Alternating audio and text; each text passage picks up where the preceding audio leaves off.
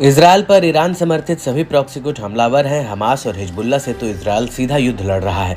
वहीं अन्य समूह जैसे यमन के हूती और इराक का इस्लामिक प्रतिरोध इजरायल पर लगातार हमला कर अपनी मौजूदगी दर्ज कराते रहते हैं। इससे मिडिल ईस्ट में तनाव बरकरार है। आने वाले दिनों में भी इसके वार पलटवार के थमने के कोई आसार नजर नहीं आ रहे हैं। हालांकि युद्ध और गहराता जरूर जा रहा है।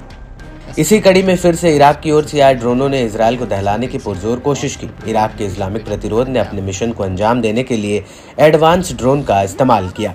गाजा और लेबनान के लोगों पर इजरायली कार्रवाई से भड़के प्रॉक्सिक्यूटों ने रात में इजरायल पर हमला बोला। लड़ाकों ने इससे जुड़ा वीडियो भी शेयर किया, जिसकी शुरुआती अरबी भाषा में लिखी धमकी से होती है। इसके बाद लड़ाके इजरायल की ओर एक एक करके ड्रोन को लॉन्च करते हैं। समूह ने दावा किया कि ड्रोन से उत्तरी इजरायल की महत्वपूर्ण साइटों को निशाना बनाया गया। साथ ही इजरायल में बड़े पैमाने में हुए नुकसान की भी आशंका जताई।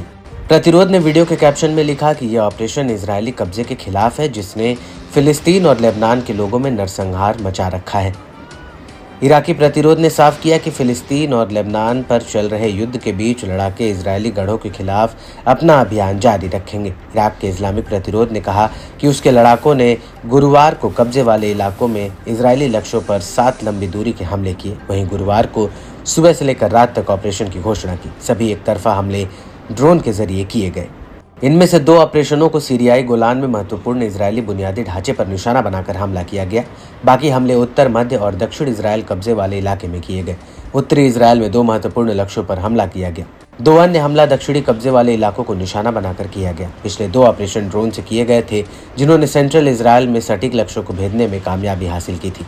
पिछले कई महीने से इराकी समूह कब्जे वाले फिलिस्तीनी और सीरियाई इलाकों में संवेदनशील और महत्वपूर्ण इजरायली ठिकानों पर हमले कर रहा है, जिसमें इलैट बंदरगाह, गोलान हाइट्स और जॉर्डन घाटी शामिल है। समूह ने दोहराया कि जब तक इजरायल गाजा पर नरसंहार की युद्ध और लेबनान के खिलाफ हमले जारी रखेगा, तब तक वो इजरायल के लक्ष्यों के खिलाफ अपने अभियान को और अधिक तेजी के साथ जारी रखेगा। बहरहाल मिडिल ईस्ट में तनाव जस का तस बना हुआ है। वार पलटवार के लंबे दौर से गाजा और अब लेबनान की हजारों जिंदगियां तबाह हो चुकी हैं। ईरान समर्थित प्रॉक्सी समूहों ने इजरायल को युद्ध में ऐसा उलझा दिया है कि उसे कई मोर्चों पर एक साथ जंग लड़ना पड़ रहा है।